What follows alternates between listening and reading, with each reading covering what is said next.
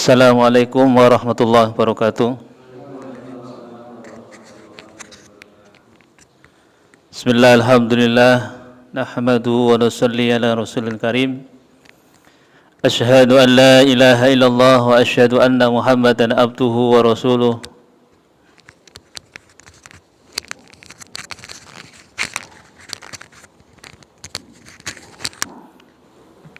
Allahumma salli ala Muhammad wa ala ali Muhammad. La haula wa la quwata illa billahil aliyyil azim. Amma ba'd. Qala Allah Ta'ala fil Qur'anil Karim, a'udzu billahi minasyaitonir rajim. Bismillahirrahmanirrahim. La in syakartum la azidannakum wa la in kafartum inna adzabi lasyadid. Shadaqallahul azim. Bapak-bapak, ibu-ibu, jamaah sholat maghrib yang mudah-mudahan kita semua senantiasa mendapatkan rahmat dari Allah Subhanahu wa Ta'ala.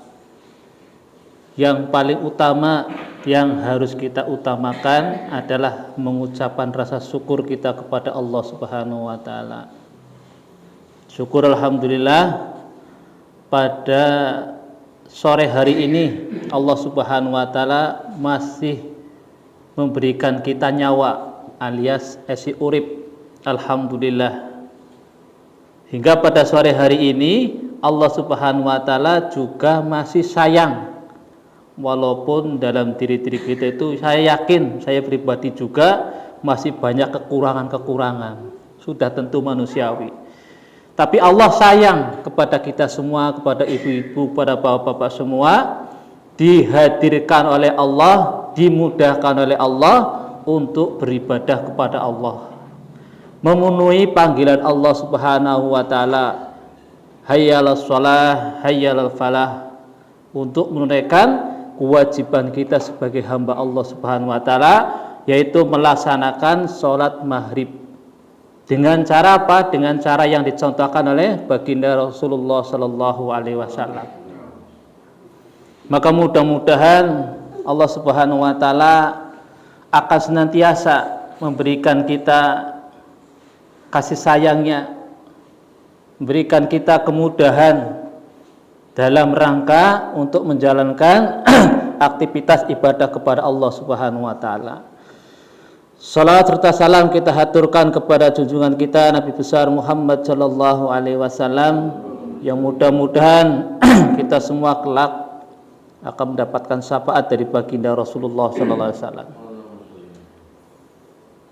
Bapak-bapak, ibu-ibu hadirin dirahmati Allah Subhanahu wa Ta'ala, yakin dan yakin, perlu diyakini bahwa suatu saat Allah Subhanahu wa Ta'ala akan mentiadakan daripada alam semesta ini. Yang hidup di alam semesta ini semua akan ditiadakan oleh Allah Subhanahu wa Ta'ala, dihancurkan oleh Allah Subhanahu wa Ta'ala. Yang dulu kita mungkin masih muda, gagah perkasa, awake kayak adirai apa sapa karena binaraga, ya, ayune kayak manohara, jarene aku pidurung weruh, ya, cantik gagah perkasa, umay laksana istana, mungkin istana Eropa, istana yang megah sekali, kekar bodyguard-bodyguardnya. Tapi suatu saat kelak, apa yang kita punya, harta yang kita punya, istri yang kita punya, kendaraan yang kita punya, semuanya akan dihancurkan oleh Allah Subhanahu wa Ta'ala, yaitu kiamat. Semua manusia akan dikumpulkan. Jadi wong pan dikumpulkan dari zamannya Nabi Adam sampai umat akhir zaman, bayi yang telah lahir pas menjelang hari kiamat itu dikumpulkan nanti di padang mahsyar, di mana mereka dikumpulkan dari berbagai macam kalangan, kulit hitam, kulit putih, ras, suku, bahasa dan sebagainya dikumpulkan. Yang dulu hidup di dunia dengan anaknya, dengan istrinya, tetangganya, familinya, saling gotong royong, membantu, saling kasih sayang satu sama lain. Maka kelak di padang mahsyar mereka nafsi. Orang urusan, bahasa orang Tegal, orang urusan. Wis gemien cintane kasih sayang. Saya cinta kamu sampai mati. Saya senang sama kamu, anak si mata wayang saya, harta saya, macam-macam dan sebagainya, tetangga saya, famili saya, mereka dalam keadaan nafsi. Urusan dewek-dewek. Bahkan kata alim ulama, ketika manusia dikumpulkan di padang mahsyar, yang kita injak bukanlah tanah atau mungkin keramik, ya. Yang diinjak adalah tembaga sing panasnya masya Allah. Angger tembaga nang kene regane kiloane larang, tapi tembaga nang karena masya Allah sangat luar biasa panasnya. Bahkan dikatakan matahari hanya sejengkal dari kepala kita. Coba sampai saya asinnya dipateni, kipasnya dipateni, suasananya lagi kemarau, wis pasti protes, nyopan sholat paling masjid kene lah pindah kana benang rumah sakit Islam simbok nyes. Ya. Itulah keadaan kita di dunia, masih enak gampang. Kalau kita siang-siang keluar dari rumah, coba jam 12, ya, mungkin tukang parkir Mas Nur Iman seperti saya juga ya, belanja riwi-riwi, merasakan panas yang sangat panas sekali. Pengen ngaup apa mana bulan puasa. Tapi nanti ketika kita di padang mahsyar, hanya sejengkal matahari di atas kepala kita. Bojone nangis, "Pak, tolong aku." Ora bisa nyoba lagi ngulungi, awake dhewe durung bisa. Lari ke sana, lari ke sini, kepada nabi ini, kepada nabi ini. Nafsi-nafsi, saya nggak bisa ngasih syafaat. Ya, maka yang bisa ngasih syafaat adalah baginda Rasulullah SAW. Diseleksi. Coba kawan kaya ngapa masa uripe kon dibuka, ya. Zaman saiki mungkin apa nih kayak video dibuka, dia kayak ngapa? Kon kemudian jari seneng karo Kanjeng Nabi, ya. Seneng kepada sunai Kanjeng Nabi, bukti nak, ya. Dari ujung kuku sampai rambut kayak apa? Kehidupan kamu bagaimana? Boleh cuman ngaku-ngaku tok, ya kon kau mundur disit. Karcis nomor 77 apa nomor pira mundur disit, ya. Maju maning saya Rasulullah, dapatkan syafaatmu, ya. Berbondong-bondong orang meminta syafaat dari baginda Rasulullah. Maka di situ juga Allah memberikan naungan-naungan kepada orang-orang yang di manakala di padang mahsyar tersebut, ya, mungkin diantaranya kita lah pasti. Wajib pasti, ya, yang sampean kabeh, ya, pasti engkau pasti kumpul nang padang mahsyar. Saya kita isi enak asenan, ya, anggar nang omah isi enak kipasan. Tapi waspadalah, ya, waspada bukan virus corona saja, waspada bukan demam berdarah saja, ya, tapi waspada akan apa namanya balasan Allah Subhanahu wa taala. Kalau hidup di dunia kita manut nurut karo perintah Gusti Allah, manut nurut karo sunai Kanjeng Nabi, ya insyaallah. Ya walaupun orang bisa 100%, ya minimal berapa persen, ya. Cekeli dengan gigi geraham kita, kata ulama, gigit dengan gigi geraham kita. Pribahasane wong tua kowe ibarat cekelana waton sing kenceng. Ya, dicekeli waton sing kenceng, waton ke maknane kuat akar, ya, cencel sing kenceng supaya jangan sampai tergoyahkan. Ibarat memegang amal agama itu ibarat asana memegang bara api. Wis klojotan, panas ora karuan. Wis lagi kerja kesel-kesel, ya. Begitu balik gajian piraha ora, jebule anak sumbangan masjid. Keder maning. Berase laka apane lakane sumbangan masjid. Ya, diuji maning. Wis lagi kesel-kesel kerja manggul, wis kesel-kesel lagi kerja keras banting tulang, tiba-tiba adzan berkumandang. Allahu Akbar, kan disimpan dipilih. Salat disit, apa guguni mandore. Ya. Lagi meeting, apakah kita gubris meeting dulu apa inilah, ya. Makanya betul sering kita ulang-ulang dan sering kita ingatkan bahwa dahulu ada satu peperangan yang sangat besar, ya, di mana kaum muslimin banyak yang meninggal dunia. Wong kafir juga banyak yang meninggal dunia. Maka para sahabat mengatakan, ya Rasulullah, ini perang yang sangat besar. Ini perang yang paling gede ya Rasulullah. Maka Rasulullah tersenyum. Bukan, ini perang masih kecil. Lah, akeh sing pada mati ya Rasulullah dari kedua belah pihak. Kok dikatakan perang yang paling kecil? Apakah ada yang perang yang paling besar nanti ya Rasulullah? Ada. Siapa ya Rasulullah? Yaitu perangnya umat akhir zaman. Apakah mereka menggunakan pedang? Enggak. Apakah mereka menggunakan panah? Tidak. Tapi apa? Yaitu umat akhir zaman yang tidak melihat aku, tidak melihat engkau sahabatku, ya, mereka memerangi hawa nafsu mereka. Ya. Ya, Pak. Nafsune pengen turu, ya, gerdeleng. Bal ora turu kok gulur ora, ya. Maka menandakan, ya, kita belajar, pengennya turu, begitu suara adzan, pengen istirahat, ya, anak ayat suci berkumandang, enak nemen ge, adem nemen ge, ya. Tapi begitu kita melihat hal-hal yang sifatnya mata morgana, kita bisa 24 jam melek mungkin mata kita. Bahkan kopi, ya, di kopi ini ben melek terus. Jadi keadaan umat akhir zaman ini, ya, kata Rasulullah akan ada perang yang sangat dahsyat, ya, lebih besar daripada perang yang telah terjadi pada zamannya Nabi dan sahabat yang banyak terjadi, ya, kedua belah pihak korban, yaitu memerangi hawa nafsu. Maka hari ini bisa kita lihat, Pak, ya, perbandingannya yang sampean kabeh kita rasa ngomongi wong liya awake dewek bae wis, ya. Sing arane HP wis ora bisa ujul ndean kok. Ora usah wong tua bocah cilik, ya, anaknya aku bayang dari cekeli HP apa di jaluk, luar biasa. Sandal disamplongna gantine, ya, samplongna sandale, ibu-ibu bapak, masya Allah, sangat dahsyat. Maka bagaimana supaya kita hari ini belajar menginjak nafsu? Gampang, ya, ngerti niati ya gampang. Diawali pertama kita belajar dari hal-hal yang kecil-kecil dulu.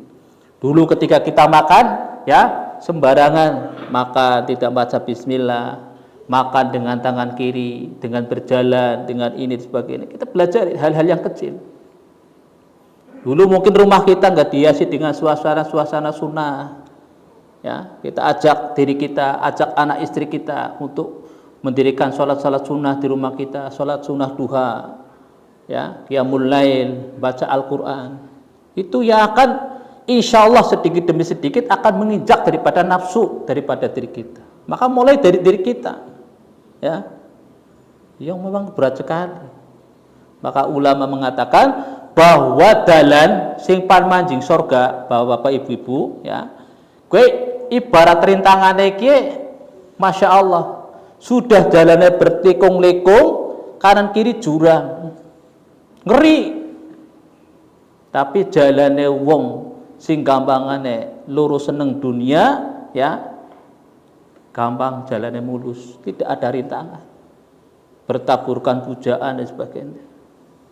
Coba jenengan biasanya orang maring masjid, ujuk-ujuk 5 waktu maring masjid, ya, gara-gara peci putih baru undangannya Pak Haji, ya, minder man. Kedengaren sampai maring masjid, ya. Inilah. Jadi banyak sekali rintangan-rintangan, ya, yang kita dapatkan ketika kita belajar hendak menginjak daripada nafsu kita. Maka betul dikatakan oleh Nabi, perang yang sangat besar. Maka dikumpulkan tadi di padang mahsyar begitu, masya Allah. Maka di situ ada orang yang mendapatkan naungan oleh Allah Subhanahu Wa Taala. Di saat orang lagi kepanasan, dia mendapatkan naungan dari Allah Subhanahu Wa Taala. Di antaranya adalah orang yang seorang laki-laki yang hatinya senantiasa terpaut pada masjid. Senang sekali. Maka ibu-ibu juga mendorong, ya, mendorong anak-anaknya yang sudah balik, ya, mendorong suaminya untuk sama-sama meramaikan daripada rumah Allah Subhanahu Wa Taala. Dicangking bocah, ya, dicangking anaknya yang sudah balik untuk sama-sama mendirikan sholat tepat waktu di mana azan dikumandangkan. Insya Allah dengan demikian kita membangun daripada amal-amal ibadah yang baik, maka insya Allah sedikit demi sedikit, walaupun belum sempurna, maka akan menuju ke tahapan-tahapan yang baik. Nah, maka kalau orang sudah melaksanakan sholat, ya, walaupun hari ini kita sholat kita masih main-main, ya, Salat kita belum bisa mendatangkan daripada pertolongan Allah. Salat kita masih gelambiar. Begitu Allahu Akbar kelingan HP ini ketinggalan nang jok motor. Allahu Akbar kelingan ya ayamnya wis anjog ente pekapan kucing dan sebagainya. Selama kita masih gelambiar. Maka bagaimana perbaiki daripada salat kita? Ben salat kita mendapatkan salat yang baik, salat yang bermutu. Ya, maka perbaiki daripada salat kita. Jadi di antaranya orang yang mendapatkan naungan dari Allah Subhanahu wa taala adalah orang yang senantiasa hatinya terpaut kepada masjid. Orang laki-laki yang hatinya senantiasa terpaut pada masjid. Bisa nih ngomongin masjid terus. Maka para ulama memberikan kiasan, memberikan gambaran. Ibaratnya nang Al-Qur'an ke jarene surat Yasin, jantungnya daripada Al-Qur'an adalah surat Yasin. Jantungnya masyarakat lingkungan adalah masjid. Angger masjid rame, 5 waktu ana wong salat kabeh. Ya, khususnya wong lanang-lanang didorong salat, ya. Maka wong-wong sing pan bermaksiat maring lingkungan nyong sampean kabeh pada mikir. Aja janang kana gawe togel nang kana. Aja janang kana bermaksiat nang kana karo wong ahli ibadah kabeh, rikuh. Ya, hingga muncul kekuatan untuk menghancurkan perkara-perkara yang batil. Maka hari ini bisa kita lihat wong masjid DB, ya. Duhur dikunci, asar dikunci, maghrib dibuka, isine bocah cilik tok pada gelut-gelutan, ya. Isya juga demikian, subuh paring wong 3 wong 5. Innalillahi wa inna ilaihi. Kono ora kacau balau kepipin lingkungannya.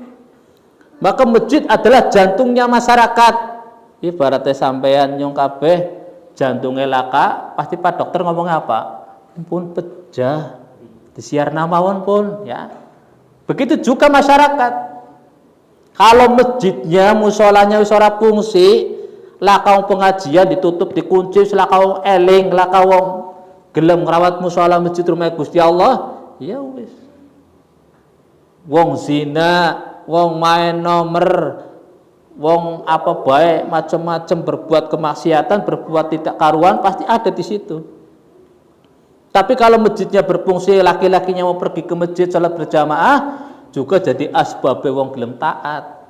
Memane ana tamu nu sampean, ya. Begitu ana tamu pas waktu Isya, kalau kebiasaan keluarganya sampean kabeh salat berjamaah, maka mungkin ya kita orang oleh sangka buruk, mungkin juga ahli ibadah. Tiba-tiba Pak, nah kene anggar Isya, wong lanange kudu paring masjid dhisit salat. Oh yes nyong melu, ya jadi asbab. Tapi kalau kebiasaan kayak kue, ya tutuk Pak, masih dawa iki waktune kopine dhisit ki dintengna karo udude, ya. Hal yang sia-sia akan bermunculan, meremehkan amal-amalnya Gusti Allah, dianggap sunnah gue harus dilaksanakan ya apa-apa, maka lembek keimanan kita. Maka sunnah itu ibarat pagar yang ada di dalam, di luar rumah kita. Angger umah laka lawange, laka pagere, wis laka lawange, wis laka pagere, laka pintune. Sing manjing apa? Ayam manjing, terus kucing garong manjing, terus apa maning? Macem-macem. Pada manjing maring umah. Wah harus pada manjing umah sepi, nggak ada penghuninya. Jadi rumput liar-liar kabeh. Ana kala jengking, ana ula, kobra, ana macan, musana pirang-pirang nang barang. Sing parah maning ana dedemite jarene. Wis ibarat itu. Wong anggar wis mati ya, kowe kaya kowe. Penghunine Masya Allah. Selakasi ya. Maka penting bagi diri kita kembali lagi mengajak kepada pribadi kita, mengajak kepada anak kita, lingkungan kita berdakwah. Ya, berdakwah. Saya yakin kalau kita berdakwahkan pentingnya sholat, maka insya Allah dengan sholat tersebut orang akan berubah. Kenapa sekarang orang berbuat mungkar sudah belag-belagan sekali? Karena sekarang kita sudah males-malesan untuk beramar ma'ruf nahi mungkar. Wong kadang-kadang sampai nyong kabeh pada bae wong Islam, apa maning nggone peci sarung jenggoten ya. Wong kadang-kadang ketemu be, "Halo, Bro." Wis berubah. Tapi ngerang telepon sampai nang Selawi yo nang Tegal, "Assalamualaikum." Hatta nang WA, "Assalamualaikum," tapi nggak ketemu, "Halo, Bro." Wis menyalahi aturan. Wis ora berjabat tangan maning. Wong kodene kode ngono, salaman kepiye. Maka yang disunahkan kita assalamualaikum berjabat tangan menggugurkan dosa. Tapi sekarang ya, karena kita lemah, orang di luar Islam masuk ya membombardir daripada tatanan-tatanan kehidupan kita yang ala Islami. Jaga jarak, Bro, ya, jaga jarak, Pak, ya. Diubek-ubek karena kita sudah nggak mau lagi. Ini isin lah, yang awan-awan go peci, maring masjid, ya, isin lah, kok dari ustad, ya. Nah, rumah-rumah juga demikian, tidak ada lagi suasana-suasana agama. Maka ketika kita walimah khitan mungkin kadang-kadang kan ya, moga menjadi anak yang soleh, berbakti kepada agama nusa dan bangsa. Tapi karena tidak ada setel balapnya di rumah, ya akhirnya bocah belandra. Maka butuh pembimbing yang baik supaya suasana agama itu muncul di rumah-rumah kula panjenengan sedaya. Maghrib sampai isya durung bisa apa namanya madegna TV, habis maghrib sampai isya non-stop tidak ada orang yang nyetel TV. Khusus ngaji, dengungkan ayat-ayat Al-Quran, ben malaikat rahmat masuk ke dalam rumah kita. Tapi karena kita lemah, hari ini Masya Allah ya, coba sampean pelaku ya, keliling bar maghrib siji loro, ana wong maca ngaji, ana wong yasinan esuk kas ninggal soalé. Ya. Laku maning jebule apa suara apa? Suara nyanyian. Indosiar non-stop dangdut. Ana sinetron maning, ya, Masya Allah. Gimana akan tercipta rumah yang baik sebagaimana rumahnya Rasulullah, generasi yang baik sebagaimana generasinya Rasulullah. Baiti jannati. Tapi saiki kualik, umpahku kaya neraka, selaka ketenangan, anaknya dablek-dablek kabeh. Apa maning saiki Masya Allah ya, banyak wong bocah enom, ya mungkin kita semua lah ya, bagai ceprot lahiran anak siji, aku tau ora gelem atak delai susu asilah ebenyong awet bae, keker bae, bodine apik bae. Dinung apa? Dinungi susu sapi, SGM apa-apa ya. Bobenano. Terus dinungi begitu gede ya tanpa sadar bareng dikongkon, "Jeh, tawang nake." Moh. Ya, maka yang terbaik adalah susu ASI. Maka saya ini kadang Masya Allah, karena sudah terbawa ya alur-alur yang tidak karuan. Wis coba Masya Allah. Ya. Keluarga kita saja nggak usah jauh-jauh, bahkan diri kita. Saya ikut TV ora kanggo, Pak. Kadang-kadang wong sungkan pandeleng TV wis. TV-ne wis nang sak pandeleng apa bae. Beri prima. Apa bae akeh sebenarnya. Masya Allah. Dahsyatnya orang di luar Islam ya memporak-porandakan masalah ini itu enggak usah susah-susah. Kayak nang Suriah perang saudara ora usah, kok Mas Nuriman ora usah cekel bedil ya. Ora usah. Cukup Indonesia mayoritas muslim, serang yo, dan Israel enggak usah. Karena dakwah daripada orang-orang Yahudi itu sebagaimana air, sebagaimana angin. Banyuke bisa merembes nang ndi bae. Tanpa disadari oleh diri kita. Mereka dijauhkan daripada amal agama. Sehingga hari ini hirup pikuk wong Islam, tapi tatanan kehidupan daripada makannya, tidurnya, bergaulnya, macam-macamnya sudah lari dari ketentuan Islam. Maka rusaklah amal ibadah diri kita. Maka yang terjadi demikian. semua melemah, masjid-masjid kosong, apa mana Quran. Dia Quran saya kira nang masjid cuma jadi hiasan tok. Apa mana sih nang omahnya sampean kabeh. Putune, mantune, mbokene, terus apa maning kabeh kumpul nang ngarepe TV, tapi Al-Qur'an hanya di atas lemari. Hanya untuk hiasan. Diwaca sewaktu-waktu anggar karena keluargane ninggal. Dicukut yo pada yasinan kae Quran kae wis lecek ora karuan.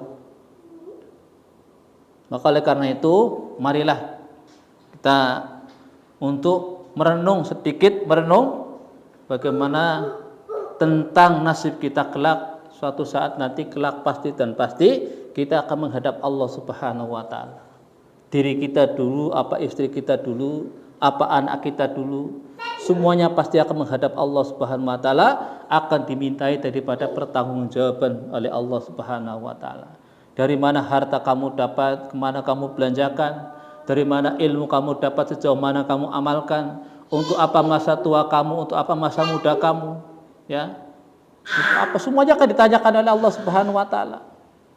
Maka hari ini karena kita tertipu oleh kehidupan dunia yang seakan-akan ya buat daripada diri kita terlena, ad-dunya mata'ul ghurur.